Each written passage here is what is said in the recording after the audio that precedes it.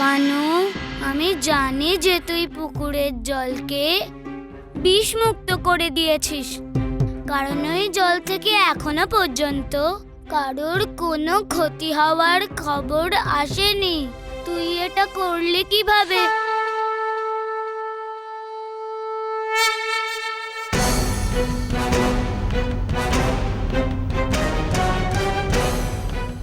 বিশম্ভরা, তুমি আমার সহজ সরল গোকুলবাসীদের এর মধ্যে টেনে খুব ভুল করেছো।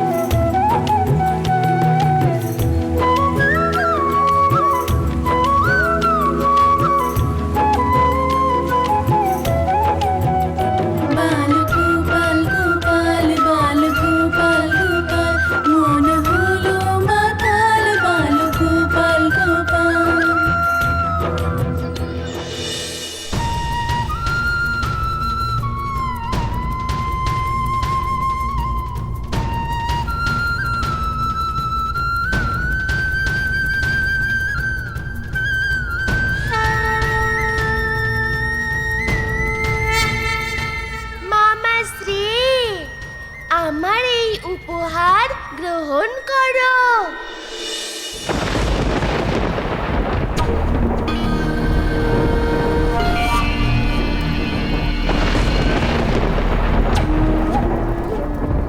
মেঘের গর্জন,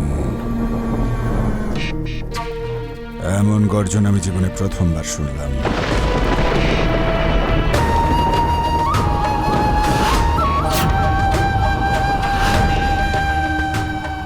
বৃষ্টি, আর এরকম বৃষ্টি, এটা সাধারণ বৃষ্টি নয়, এ অন্য কিছুর সংকেত।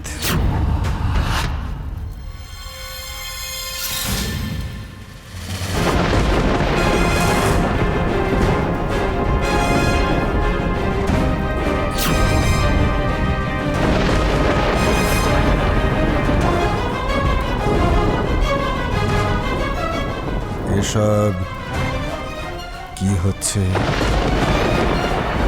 কি হচ্ছে এসব? আগে মহারাজ, এটা বিষ বৃষ্টি। মহারাজ, মনে হয় বিশম্ভরার চাল উল্টে গেছে। মহারাজ, এটা নিশ্চয়ই ওই ছলনাময় কৃষ্ণের কাজ। কৃষ্ণ কৃষ্ণ কৃষ্ণ, ওই কৃষ্ণ আমার মহলে বিষ বৃষ্টি করাবে? কৃষ্ণ!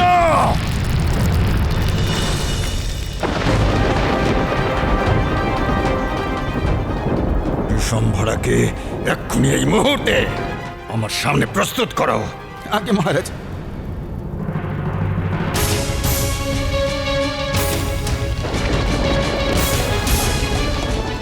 বিশম্ভরা!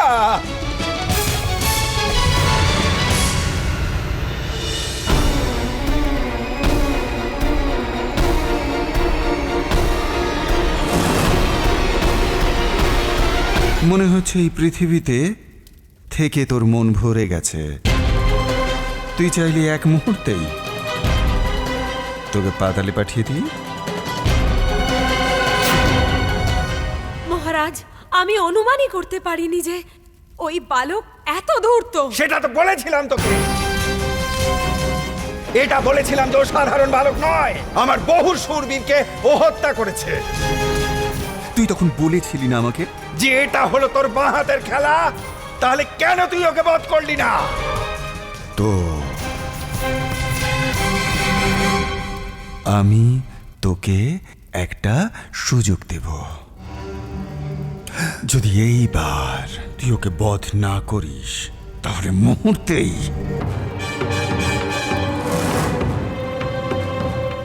পাতালে পাঠিয়ে দেব তোকে।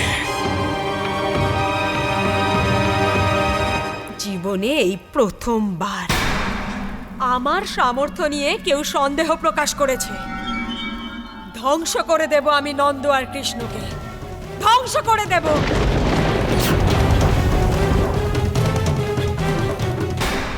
এমন মায়া রচনা করব যে তুই আমার বিষ দেখতেও পাবি না কৃষ্ণ।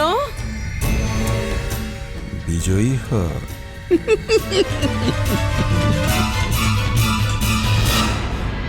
দিদি, একটা নতুন উপায় পেয়েছি মাখন রক্ষা করার। কানুর কাছ থেকে মাখন রক্ষা করার জন্য আমি এই হাঁড়িতে সব মাখন রেখে দেব, আর একটা ছোট্ট হাঁড়িতে কিছুটা মাখন এখানে রেখে দেব। কানু যখন আসবে এই হাঁড়ি থেকে মাখন খেয়ে চলে যাবে। এইভাবে ওর স্বাস্থ্যও ঠিক থাকবে আর মাখনও রক্ষা পাবে। হ্যাঁ যশোদা, তুমি ঠিকই বলেছ, এই উপায় আমাদের কাজে আসতে পারে। হয়ে গেছে, এদিকে দাও।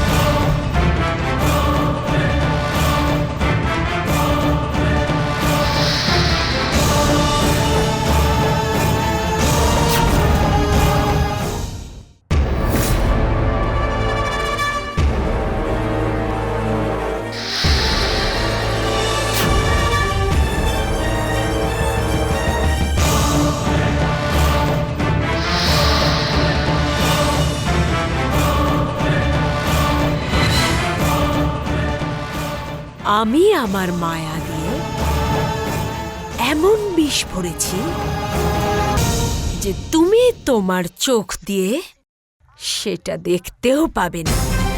এসো কৃষ্ণ, আজ তোমার এই প্রিয় মাখনে তোমার মৃত্যু মিশ্রিত আছে।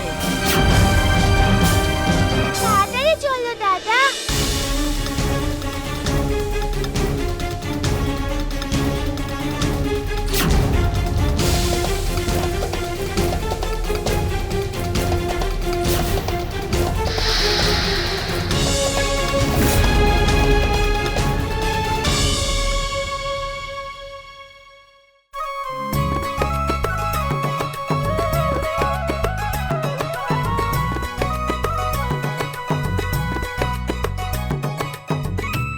দেখো দাদা, মা হাড়ি ভর্তি মাখন দেখেছে।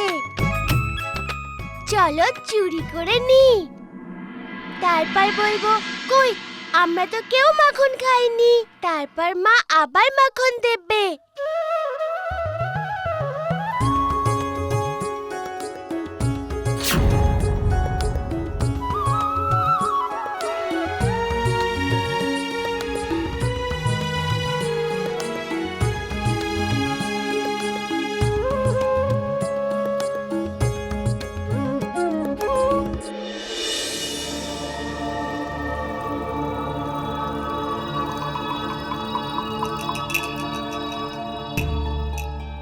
তুমি মাখন খাবে না? খুব ভালো খেতে। বিষের পরিবর্তে একবার মাখন তো খেয়ে দেখো।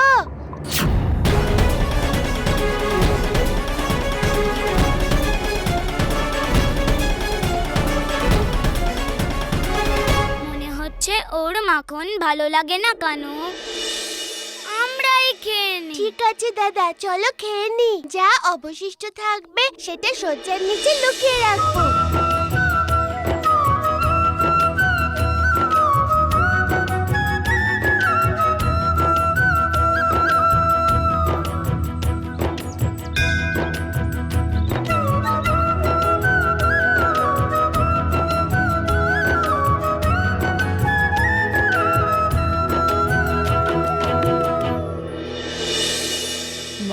চুরি করে করে নিজেই খেতে থাকে, আর আমরা কিচ্ছু পাই না। আর যদিও পাই তাও খুব সামান্য। ওকে তো শিক্ষা দিতেই হবে। আজ আমরা ওদের ওখান থেকে হাঁড়ি চুরি করব, আর ওদেরকে দেবই না। কত আনন্দ হবে আমাদের।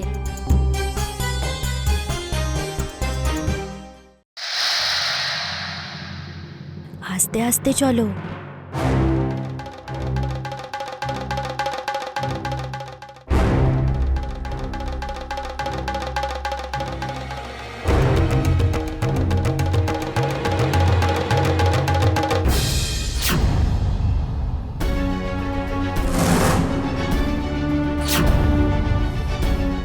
না, এটা ঠিক হবে না। কৃষ্ণ আর বলরাম আমাদেরকে সর্বদা মাখন খাইয়েছে। যদি আজকে আমরা মাখন চুরি করি, তাহলে আমাদেরও তো ওদের সাথে মাখন ভাগ করে খাওয়া উচিত। চুপ কর মূর্খ। তোমার তো কৃষ্ণের ঋণের কাছে নত হওয়ার অভ্যাস হয়ে গেছে। তোমরা দুজন ঘোড়া হও, তাড়াতাড়ি হও।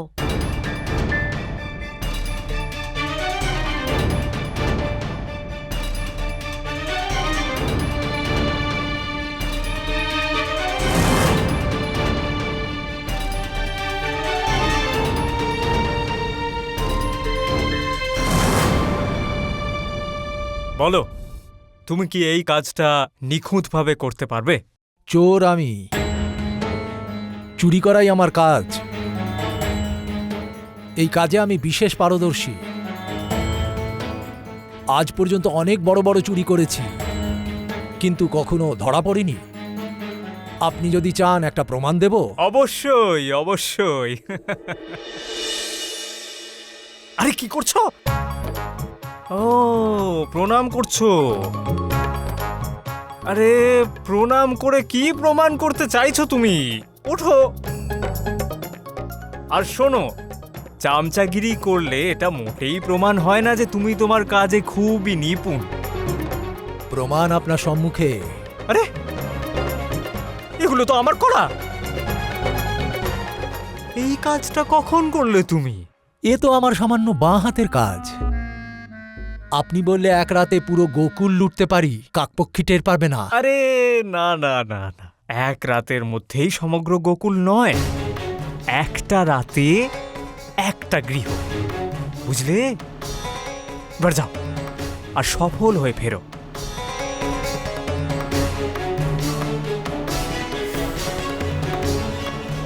উপহারের জন্য ধন্যবাদ। উপহার? আরে উপহার কখন দিলাম আমি? আরে কিছু চুরি করে নিয়ে গেল না তো আবার? আংটি নিয়ে গেছে।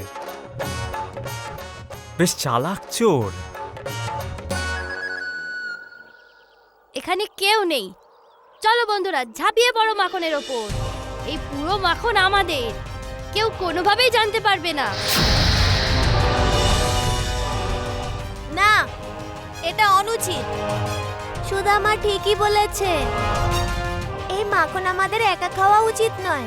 আমি কৃষ্ণ আর বলরামকে ডেকে আনছি, আমরা সবাই একসাথে খাবো। ওদের দুজনকে ডাকার কোনো প্রয়োজন নেই। যদি ওরা দুজন ছাড়া মাখন ভালো না লাগে, তাহলে দাঁড়িয়ে থাকো এখানে।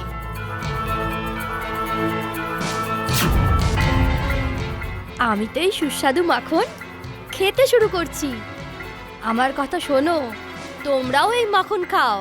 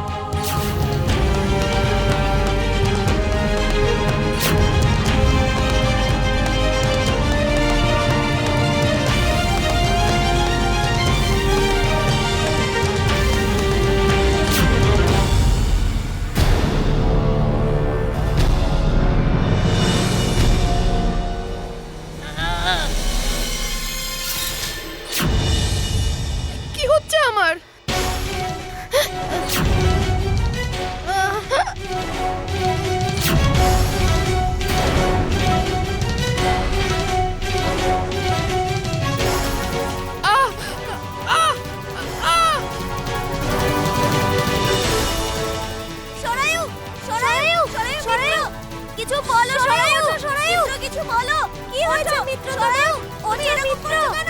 সরায়ু, কেউ আমাদের সাহায্য করো। সুবল, এবার আমরা কি করব? সরায়ু, ওঠো না।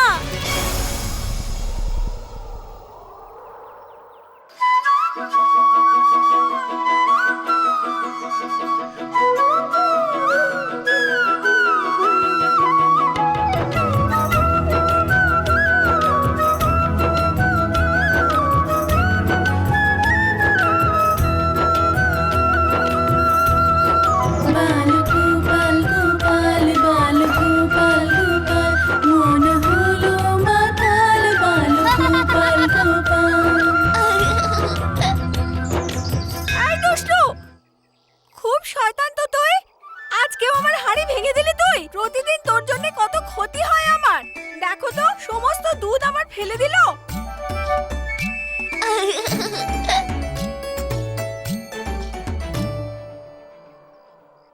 কৃষ্ণ, সরায়ু, তাড়াতাড়ি চলো আমার সাথে।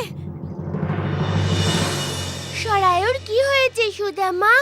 কৃষ্ণ, ওই সরায়ু তোমাদের বাড়ি থেকে চুরি করা মাখন খাচ্ছিল, আর জানি না ওর কি হলো। চুরি করার শাস্তি পেয়েছে ও, সবুজ হয়ে গেছে ও। কৃষ্ণ, তাড়াতাড়ি চলো মিত্র, ওকে বাঁচাও। দাদা চলো, আমরা তাড়াতাড়ি যাই।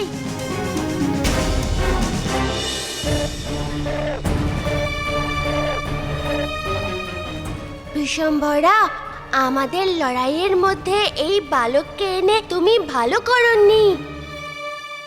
সুবল, সুদামা, তোমরা দুজন যাও আর অতি শীঘ্র কলাপতির পাতা নিয়ে এসো। চলো চলো।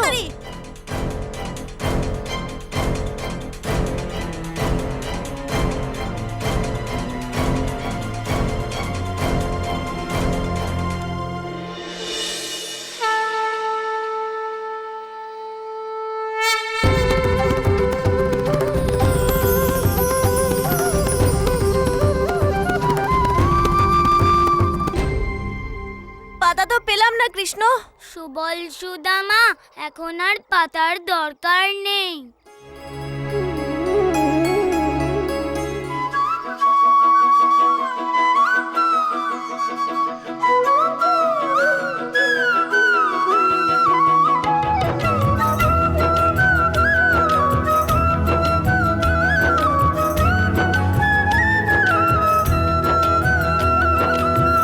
সরায়ু মিত্র, তুমি ঠিক আছো তো?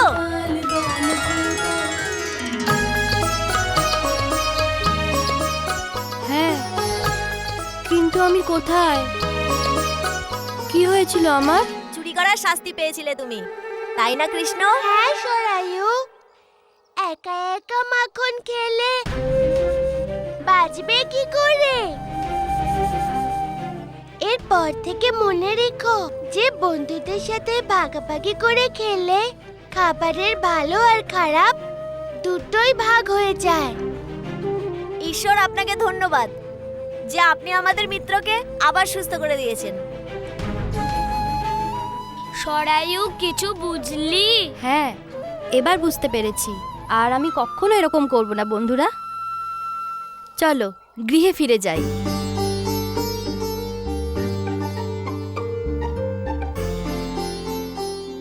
এবার বিশ্বম্ভরা সহ্যের সীমা ছাড়িয়ে গেছে।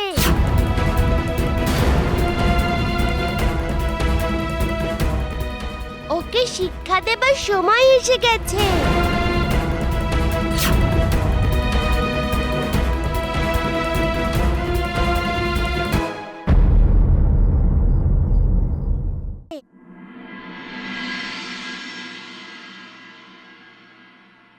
মা, আমি এই বালিকার সাথে খেলতে চাইছি।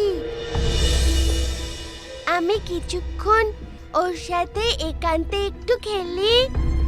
হ্যাঁ কানু, তুমি ওর সাথে খেলো, আমি দুধ নিয়ে আসছি।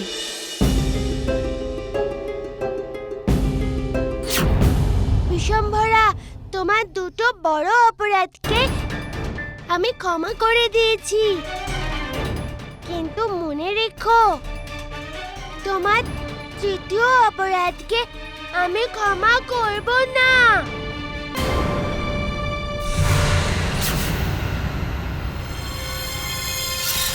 কথা দিয়েছি আমি তোমার কংস মামাকে, আমি তোমাকে আর তোমার সমগ্র গোকুলকে শেষ করে দেব।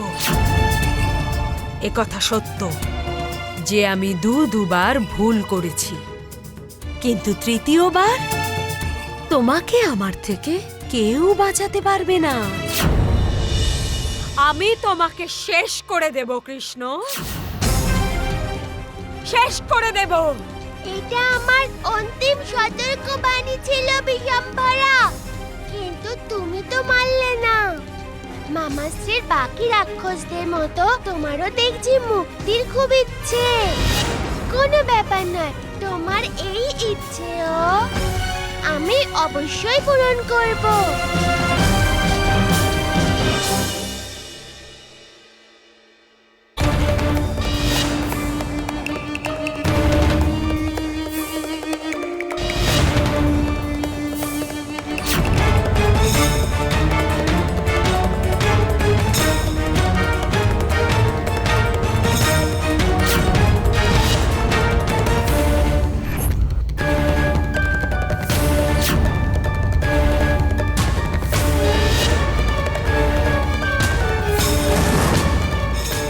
আপনি যেমন বলেছেন সেরকম করেছি।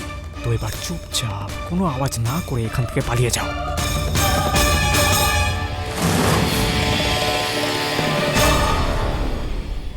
আরে চোর চোর চোর চোর! আরে কেউ তো ধরো ওকে, চোরটা পালিয়ে গেল, আমি দেখতেও পেলাম না। কি হয়েছে? কি আরে হয়েছে? চোর! আরে একটা চোর ছিল, দেখতেই পেলাম না, পালিয়ে গেল। কি জানি কে ছিল। এই যে শুনছো, আমার সব গয়না উধাও, আর মাখনের হাঁড়িটাও ভেঙে পড়ে আছে। আর জানো কি পেয়েছি ওখানে? এই ময়ূর পালক। ময়ূরের পালক? এই ময়ূরের পালক? এই পালক তো নন্দরাজার পুত্র কৃষ্ণে। মাখন চুরি করতে করতে এখন অন্যের গৃহ চুরি করতে শুরু করেছে। আমি যাচ্ছি, গিয়ে খোঁজ নিচ্ছি। না বন্ধু, এখন নয়, কাল এই কাণ্ডটার ব্যাপারে সমগ্র গোকুলের সামনে বলো, যাতে সমগ্র গোকুল এটা জানতে পারে যে কৃষ্ণ কতটা দুষ্ট।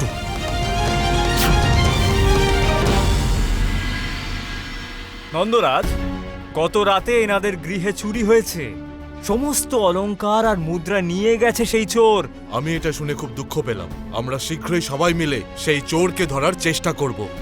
আমাদের গোকুলে এই দুষ্কর্ম কখনোই মেনে নেওয়া হবে না। ঠিক বলেছেন নন্দরাজ। আপনার সাহায্যের জন্য আমি বলে দিই যে সেই চোর কিছু প্রমাণ ফেলে গেছে, যার সাহায্য নিয়ে আপনি চোরকে বড় সহজেই খুঁজে বার করতে পারবেন।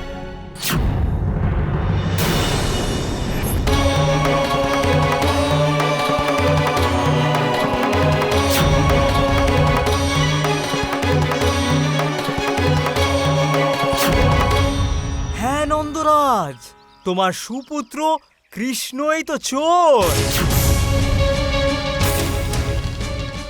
আর বন্ধুরা, ইনারা তো এখানে আসতেই ভয় পাচ্ছিলেন, কিন্তু আমি এনাদেরকে এখানে নিয়ে এলাম, কারণ আমি এদের ওপর অন্যায় সহ্য করতে পারছিলাম না। ন্যায় বিচারের জন্য নিয়ে এলাম এখানে। আর নন্দরাজ, আপনি নিজের মুখে ন্যায়ের একটা নকল মুখোশ পরে আপনি কি কি করেন, এই সব কিছু সমগ্র গোকুলের সামনে তুলে ধরতে এখানে এসেছি আমি। তুমি কি জানো তুমি আমার ওপর কি দোষারোপ করছো? আর তাছাড়া কানুরি বা চুরি করার কি প্রয়োজন পড়েছে? আমি ওর সব প্রয়োজন নিজেই সম্পূর্ণ করে দিই।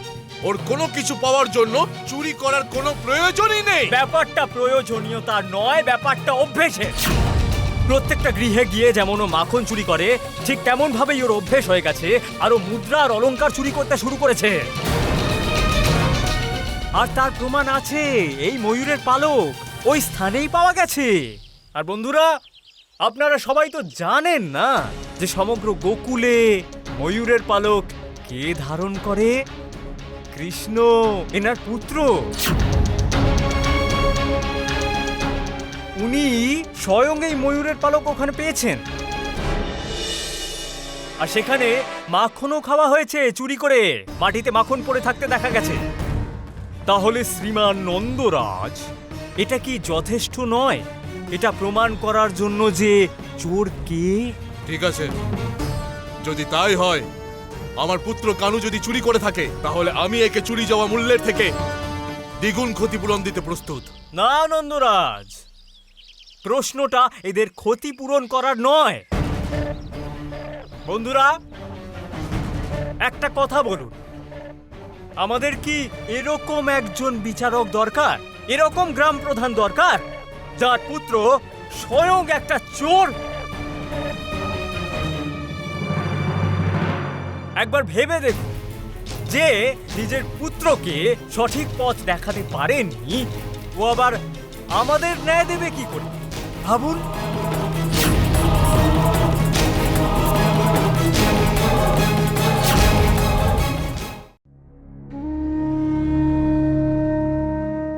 আমার আদরেও এতটা বিগড়ে যাবে আমি কখনো ভাবিনি দিদি। না মা,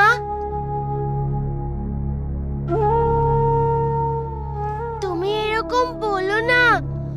আমি চুরি করিনি মা।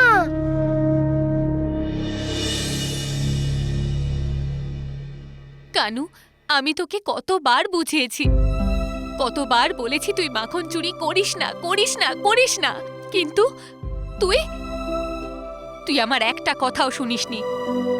মাখন চুরি করতে করতে তুই বাড়ির অন্যান্য জিনিসও চুরি করছিস। তুই জানিস তোর কারণে তোর বাবা কতটা অপমানিত হয়েছে? মা, ধনপতি কাকা মিথ্যে বলছে। উনি তো বাবা আর আমাকে সর্বদাই হিংসা করেন। ওদের কথা তুমি শোনো না মা। আমি কোনো কিছু চুরি করিনি মা, কারণ ওই রাত্রে আমি বাড়ির বাইরেই যাইনি। তুই চুপ কর, তোর একটাও কথা আমি শুনবো না। আমার আদরে তোর এই অবস্থা, এবার দেখবি আমি তোকে সঠিক রাস্তায় আনবো। আজ থেকে তুই আমার সাথে ঘুমোবি, যাতে তোর প্রতি আমার দৃষ্টি থাকে। এবার দেখব কোথায় যাস তুই।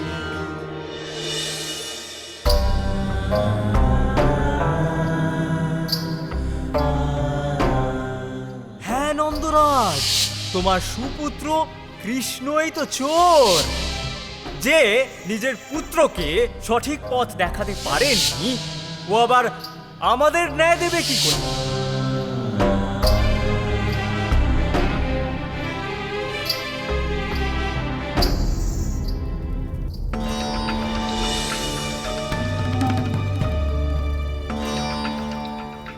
আর কতক্ষণ প্রতীক্ষা করাবে ও? মা, আমি বাঁশি খুঁজে পাচ্ছি না। কে জানে কোথায় গেল। আরে কানু, এখানেই কোথাও হবে। তুই কোথাও রেখে ভুলে গেছিস হয়তো। এখন ছাড়, সকালবেলা খুঁজে দেব। কিন্তু মা। কোনো কিন্তু নয়। কানু, এত রাতে তোর বাঁশির কি প্রয়োজন বলতো? আয়, চুপচাপ ঘুমোবি, চল।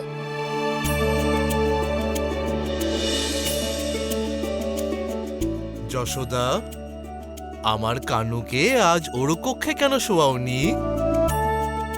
হ্যাঁ স্বামী, এখন থেকে কানু আমাদের সাথেই ঘুমোবে, যাতে কোনো দুষ্টুমি না করতে পারে। খুব ভালো হলো না বাবা? আমি তোমার সাথে ঘুমোবো।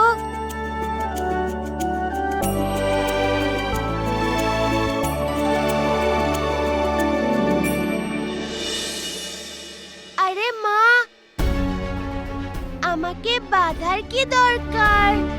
এরকম ভাবে বাঁধলে আমার ঘুম আসবে না। চুপ, একটাও কথা বলবি না। চুপ করে ঘুমিয়ে পড় তুই।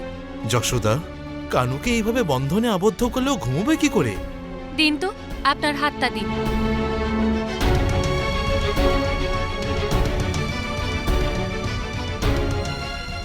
যশোদা, এটা কি? আমাকেও?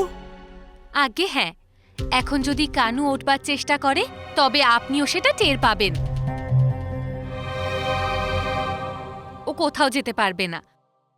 চলুন, এবারে ঘুমিয়ে পড়ুন।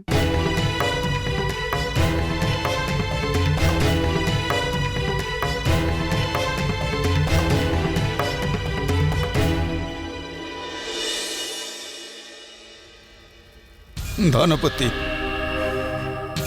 এমন কি ঘটেছে যে আমায় ডাকলে? এত বিচলিত মনে হচ্ছে কেন তোমায়? আরে আমি ওই চোরটার প্রতীক্ষা করছি, কিন্তু এখনো অবধি এলো না। কিন্তু ও খুব বড় একটা সুখবর নিয়ে আসবে।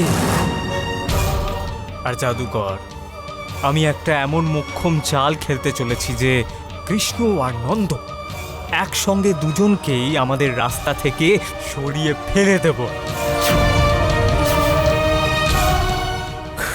কিন্তু ও এখনো এলো না কেন? কে জানে কোথায় আছে।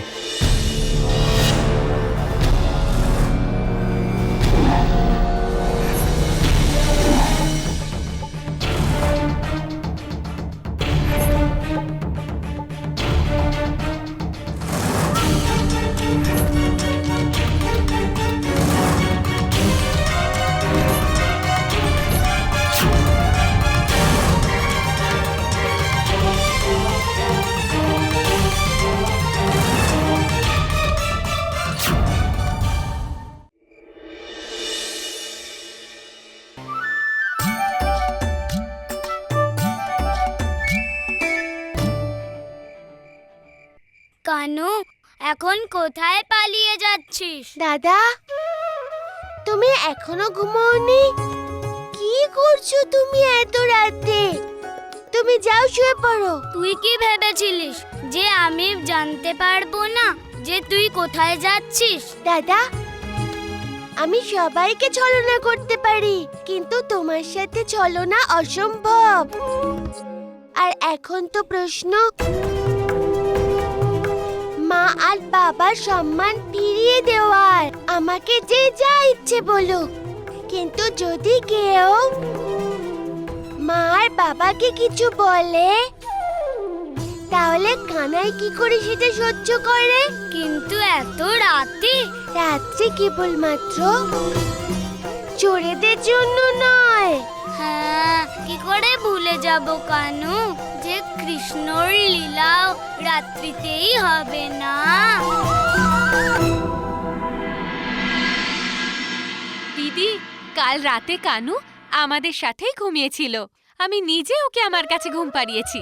দেখো দিদি, এবারে কেউ কোনোভাবে ওর উপর দোষ দিতে পারবে না। ও তো এত গভীরভাবে ঘুমিয়েছে যে এখনো পর্যন্ত ওঠেনি।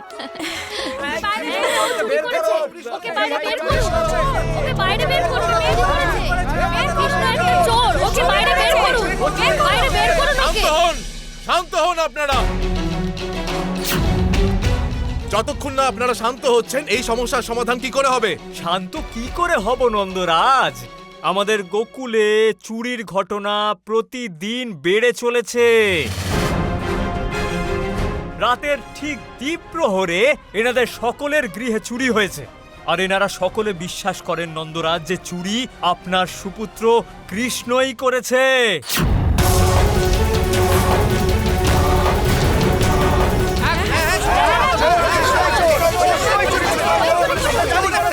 সব মিথ্যে।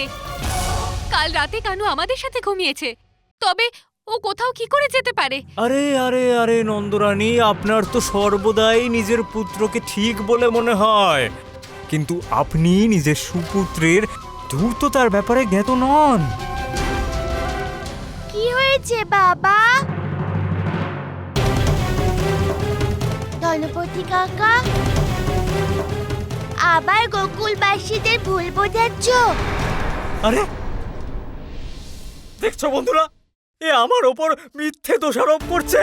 হ্যাঁ, আর আপনারাই দেখুন নন্দ আর ওর পরিবার কি অরাজকতা ছড়িয়ে রেখেছে সমগ্র গোকুলে। এটা মোটেই ঠিক নয়। হ্যাঁ নন্দরাজ, ধনু শেঠ কোনো কিছুই মিথ্যে বলছেন না। এমনকি আমাদের গৃহের সমস্ত মূল্যবান বস্তু চুরি হয়ে গেছে। আমার বহু বছরের সঞ্চিত অর্থ আর গয়নাগাটি চুরি হয়ে গিয়েছে নন্দরাজ। আমি আমার কন্যার বিবাহ কি করে দেব এখন? এই দেখুন নন্দরাজ, এই ময়ূরের পালক আর কানের দুল, এই দুটোই আপনার পুত্রের। চুরির জায়গা থেকে পাওয়া গেছে।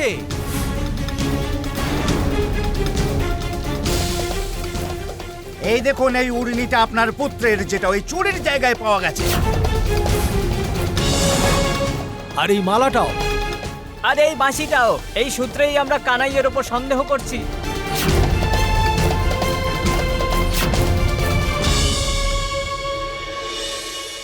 হ্যাঁ, এই বাঁশি তো কানুরই।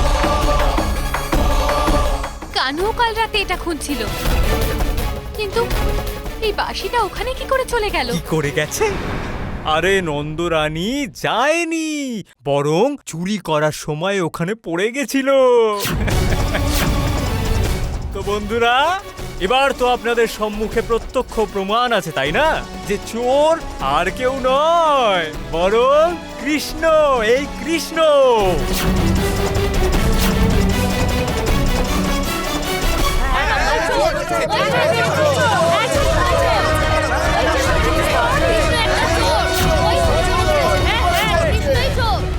আপনাদের মধ্যে নন্দ মহারাজ কে আছেন? কে সেই নন্দ মহারাজ? আজ্ঞে, আমিই নন্দ। প্রণাম, আপনার সাথেই কথা বলতে এসেছি। বলুন কি ব্যাপার? আমরা আমাদের ধন ফেরত নিতে এসেছি।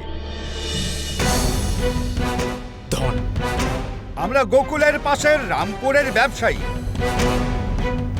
কোন ধরনের ধনের কথা বলছেন আপনি? আমি তো আপনার কাছে কখনো কোনো ধন নিইনি।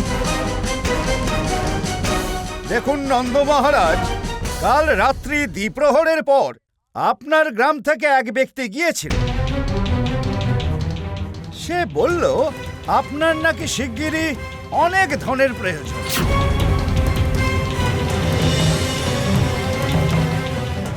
আমরা আপনার অনেক নাম শুনেছি, লোক সমাজে আপনার খ্যাতি অনেক। আমরা ভাবলাম যদি আপনাকে ধন দিই তবে অবশ্যই আপনি সময় মতো ধন ফিরিয়ে দেবেন। সেই জন্যে সেই মুহূর্তে আমরা ওই ব্যক্তিকে ওর কথা অনুযায়ী ধনরাশি দিয়ে দিই। আর সেই সময় সেই ব্যক্তি আমাদের এটাও বলে আপনি পরের দিন প্রাতঃকালেই আমাদের ধনরাশি ফেরত দিয়ে দেবেন। তার কথা অনুযায়ী আজ আমরা ধন ফিরিয়ে নিতে এসেছি। যদি আপনার বিশ্বাস না হয়, আপনি এটা দেখুন। এটা আপনার প্রার্থনা পত্র, যেটা ধন প্রাপ্তির সময় আমাদের দিয়েছে।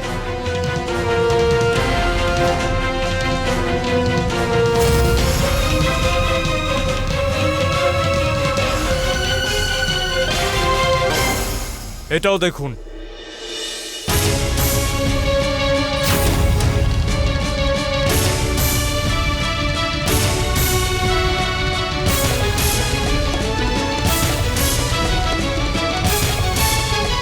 দেখলে বন্ধুরা, আরো একটা ধূর্ততার প্রমাণ সকলের সম্মুখে প্রকট হয়ে গেছে এই পূজনীয় নন্দের।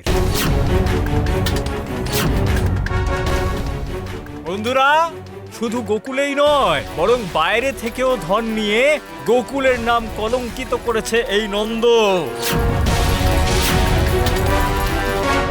আর বন্ধুরা, আমি বলি কি, নন্দ আর তার পুরো পরিবারের গোকুলে থাকা মোটেই উচিত নয়। এদের এই মুহূর্তেই গোকুল ছেড়ে বেরিয়ে চলে যাওয়া উচিত।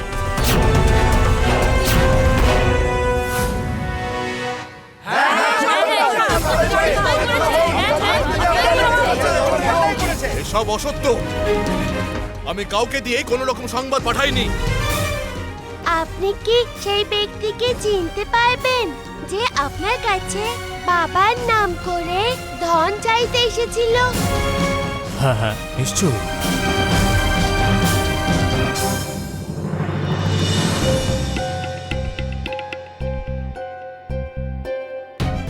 ওই দেখুন, ওই ব্যক্তি ওখানে দাঁড়িয়ে আছে।